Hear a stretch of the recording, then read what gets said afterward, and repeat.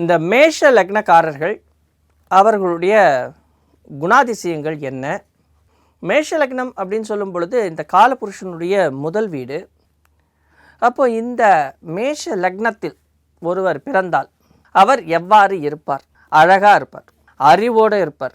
குடும்பத்திலே இந்த மேஷ லக்னக்காரர்கள் இருக்காங்க அப்படின்னு சொன்னால் இவங்க கொஞ்சம் கை வச்சு அடுத்தவங்களுடைய உடல் உபாதைக்கு மருந்து கொடுக்கறதோ, மாத்திரை கொடுக்கறதோ, அல்லது தைலம் தேய்ச்சி விடுறதோ இது போன்று பண்ணால் அவர்களுக்கு உடம்பு சீக்கிரம் குணமாகும்.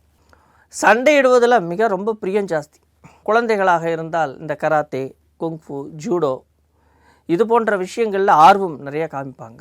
அரசு சம்பந்தப்பட்ட விஷயங்களில் இவங்களுக்கு ஆர்வங்கள் இருக்கும்.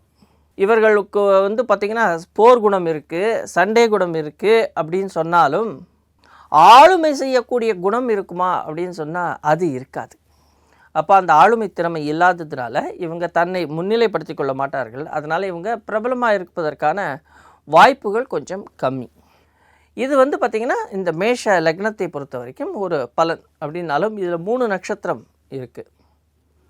இந்த 3 நட்சத்திரத்தினுடைய குணாதிசயங்கள் அப்படின்னு நாம் சொல்லும் பொழுது, அஸ்வினி நட்சத்திரத்தினுடைய குணாதிசயம் அப்படின்னா, இப்போ இந்த மேஷ லக்னத்திலேயே இந்த அஸ்வினி அப்படின்னும் பொழுது முதல் சொன்ன ஒரு 70-80% அந்த பாயிண்ட்ஸ் எல்லாம் வரும்.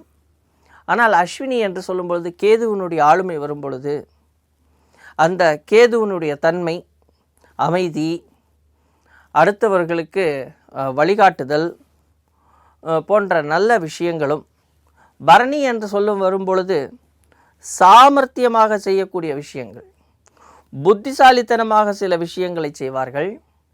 கிருத்திகை நட்சத்திரம் அந்த முதல் பாதத்தில் பிறந்தவர்களுடைய குணாதிசயம் பார்த்திங்கன்னா இன்னும் கொஞ்சம் மாறுபடும், கொஞ்சம் தான் மாறுபடும். அந்த மனசுக்குள்ளே இருக்கிறத எவ்வளவு முயற்சி செய்தாவது அவர்கள் அதை சாதித்து காட்டுவார்கள். ஆனால் மேஷ லக்னம் என்று சொல்லும் பொழுது இந்த குணாதிசயம் இருப்பதால் உங்கள் குடும்பத்தில் உள்ளவர்களோ அல்லது உங்களை சுற்றி உள்ளவர்களை பற்றி நீங்கள் எளிதில் தெரிந்து கொள்ளலாம். அவர்களிடத்தில் நாம் எவ்வாறு அணுகினால் நம்முடைய காரியம் ஜெயிக்கும் என்பதை நாம் புரிந்து கொள்ளலாம். நன்றி, வணக்கம்.